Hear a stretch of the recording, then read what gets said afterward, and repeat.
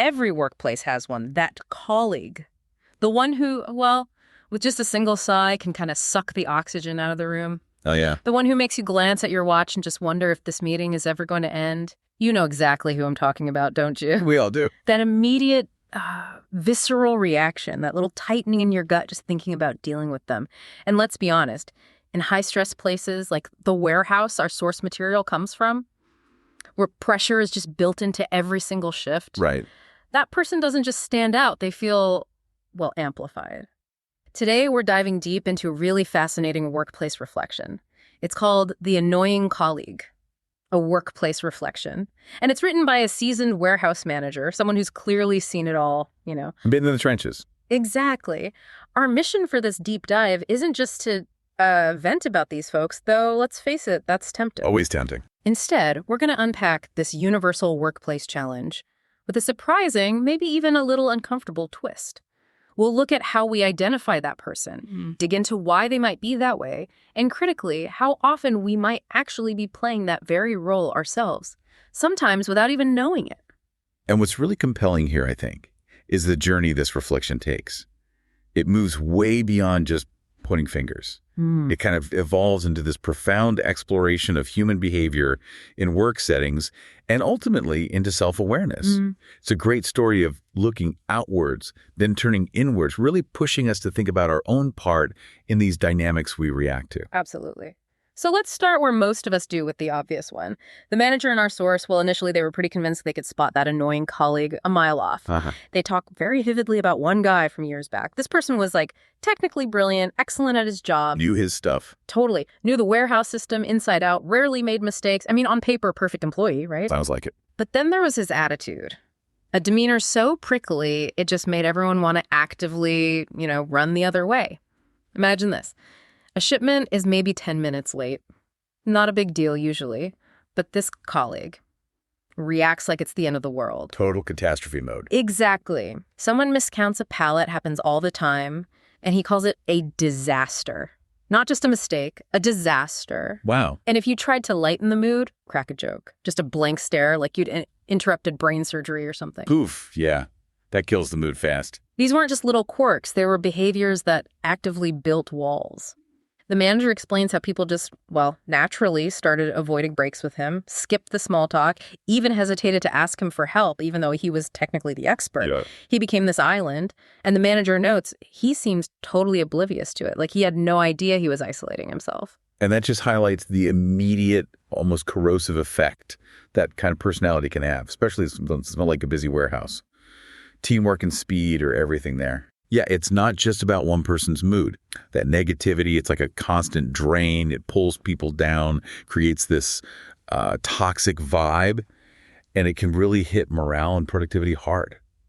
And the sad part is, often the person themselves seems completely unaware of the ripples they're causing. Yeah. It's just this slow siphoning of energy. It's a picture that feels incredibly familiar, doesn't it? So, does that ring a bell for you listening? Have you run into someone like this maybe recently? And what kind of effect did they have on your team or even just on your day? But here's where this deep dive takes a really sharp turn, a genuinely uncomfortable one for the manager writing this. Okay. Our source talks about this powerful aha moment, a moment that just flipped their whole perspective. It involved a new hire, someone green, trying their best to learn. Learning the ropes. Yeah. And they made a simple mistake. Understandable, minor. Definitely not the end of the world, as the manager admits later. But instead of being patient, instead of being the mentor they wanted to be, the manager just snapped. Used a sharp tone, harsher words than necessary. They acknowledged it was way over the top. And the manager describes the look on the new hire's face, embarrassment, confusion, maybe even a bit of fear. And in that moment, that raw reflection, it was like looking in a mirror. Ouch. They stopped cold, just hit by this gut-wrenching self-recognition. In that exact moment, they realized, I wasn't the patient manager. I wasn't the mentor. I was the annoying colleague. I was the one making someone else feel small. That's a heavy realization. It's profound, almost brutal, isn't it? Seeing yourself doing the exact thing you criticize in others. And this brings up such a critical question for all of us, really. How often do our own internal pressures, the stress piling up, the fatigue, the constant demands of the job, how often does that stuff leak out as outwardly difficult or, annoying behavior. Right, without us even noticing. Exactly. Yeah. From the outside, it looks like someone's just being impossible, maybe even doing it on purpose. Yeah. But like the manager realized, from the inside, it often just feels like you're struggling to survive. Survival mode. Yeah. Nobody wakes up thinking, right, today I'm going to be the most unpleasant person possible. Usually people are just reacting to their own intense internal stuff, and that pressure inevitably spills over. The tricky part is, because it feels like survival, we often lack the self-awareness to even see that spillover happening. That's a really key distinction. So if it feels like survival and we're often blind to that spillover, how do we even begin to catch ourselves? What does this reflection tell us about building that self-awareness, especially when we're stressed out? Well, I think it's often in those moments of external feedback, right? Like the new hire's reaction. That's where we get a glimpse. The mirror. Exactly, the mirror. The manager's experience really shows the power of noticing the impact we have on others. It's not some magic skill. It's about learning to pause, maybe process the reaction you just got and ask, okay, what did I just put out there? The source suggests this manager learned less from inherent self-awareness and more from tuning into that feedback loop of interaction, that discomfort they felt. That became the catalyst. Using discomfort as a guide. That's really interesting. Now, we've talked about how stress can temporarily turn any of us into that person, but the source is also clear that, yeah, some colleagues do seem, well, truly difficult by nature. The ones who seem stuck there. Right. The manager lists the classics, the gossip always whispering, the complainer pushing back on every decision, the eye roller in meetings, the one who criticizes everything but never offers a solution. Their negativity just seems to infect the whole room, doesn't it? It really can, even if you try to ignore it. But then, and this is the part I found really profound, here's the twist. The manager realized that even those people have a kind of value. Okay, that's a tough sell sometimes. It is, especially when you're dealing with someone who feels like they're just draining your energy. But it's a revelation that kind of forces us to look, again, past our initial judgment. Yeah, and the manager gives a great example. That constant complainer, the one they really couldn't stand. Turns out, while his delivery was terrible, and yeah, the griping was exhausting, his attention to detail saved us more than once. Really? Yeah. This person, despite the negative vibe, was actually spotting problems early, noticing critical flaws others missed, identifying potential issues. It's fascinating, right? The very things that made him hard to deal with day to day, that hypercritical focus on what's wrong, were exactly what made him so meticulous about the work. Wow. So if you connect that to the bigger picture, it really highlights how important it is to look past the annoying surface stuff. Yeah. To search for the potential insight or skill underneath. That's a huge reframing. So, okay, the complainer might actually be a hidden problem spotter. What about another classic type? Like the person who always resists new ideas, the devil's advocate who pushes back on every change. Could their negativity actually be valuable too if we look differently? Absolutely. I think the manager touches on that indirectly. The person resisting change. Yeah, on the surface, they seem like they're just blocking progress. Obstructionist, yeah. But their skepticism, maybe if you reframe it, could actually be a kind of ingrained need for due diligence. Maybe poorly expressed, sure. Okay. But they might be the only one asking the really hard questions. Forcing the team to think about risks, to stress test assumptions, to actually explain the why properly. Their resistance, while frustrating, can actually push everyone to build a stronger plan. They're like the unintentional guardians against making rash moves. You know, if you can listen past the no. Extracting the signal from the noise. Exactly. That's a massive shift in perspective. It really pushes us to reconsider how quickly we dismiss certain people, to actively look for those hidden strengths, even in colleagues we find, well, difficult. It's a challenge for sure, but potentially really rewarding. And this brings it right back around to self-reflection. It gets personal again. The manager says, quite humbly, it also made me think about myself again. And they introduce this idea that really resonates. Workplaces are mirrors. What we notice in others often says more about us than it does about them. That hits home. It really does. It forces us to ask some uncomfortable questions about our own behavior, doesn't it? Like, how many times, the manager wonders, had they been that person for somebody else? How many times had they focused on the mistake, not the effort? Been too strict, too impatient, judged too quickly? Yeah. It's asking, maybe I see the complainer in someone else because, hey, I've been a complainer too. Maybe I hate gossip because I've done it myself.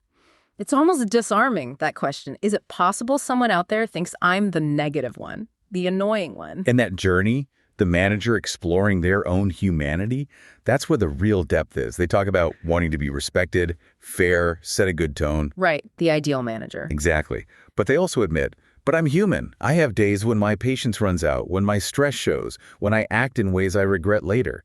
And what's really insightful is recognizing that people don't always remember the dozens of good interactions. No, they remember the bad one. They remember the one bad one. That sharp word, that moment of snapping, that perceived slight can stick around way longer. As the manager says, that one moment might define me in someone else's mind. Shapes their whole view of you. Yeah. It's a stark reminder, but maybe a necessary one, of how much impact our actions have, even the fleeting ones we regret. It taps into that negativity bias, doesn't it? We just weight the bad stuff more heavily. It's an unsettling thought that one slip-up could overshadow so much good work. And this leads to the manager's really uncomfortable but maybe ultimately freeing truth. Every workplace has that annoying colleague because at one point or another, we all take turns being that person. Yeah. We rotate the role. Exactly. Some people might seem stuck there, sure. But for most of us, we slip into it on bad days, under pressure, when our own humanity just kind of wobbles. The key, they argue, isn't pretending we're immune. It's whether we realize it when it happens and actually try to do something about it. Okay, so let's unpack this then. If we really can't just get rid of difficult people because, well, we've established that's impossible, right? Right. We're all potentially that person. What can we actually do? And the source gives a really clear, quite empowering answer. The real goal is to manage how we respond. It's a total shift in focus, away from controlling others towards controlling ourselves. Internal mastery. Yeah. And the manager gives concrete examples, things you can actually do. Like, I can't control if someone else gossips, but I can control whether I feed into it. Mm-hmm. Choose not to engage. Or I can't stop someone from complaining constantly, but I can absolutely stop their negativity from wrecking my own mood for the day. That's a powerful shift, isn't it? It moves you from feeling like a victim of someone else's bad behavior to taking active charge of your own internal state, your own reactions. Like instead of just walking away annoyed from a complainer, maybe you briefly acknowledge their point, then consciously pivot the conversation. You don't feed the negativity loop. Steer the conversation. Exactly. And the core takeaway here is really about self-control and responsibility. Yeah. And I can control myself, how I talk to others, how I react under pressure, how I take responsibility when I mess up. This isn't just about managing others well. It's fundamentally about managing yourself. Taking ownership. Yes. And the manager reveals the really profound long-term payoff. They found that the colleagues who irritated me most also taught me the most. They taught patience, tolerance, even humility.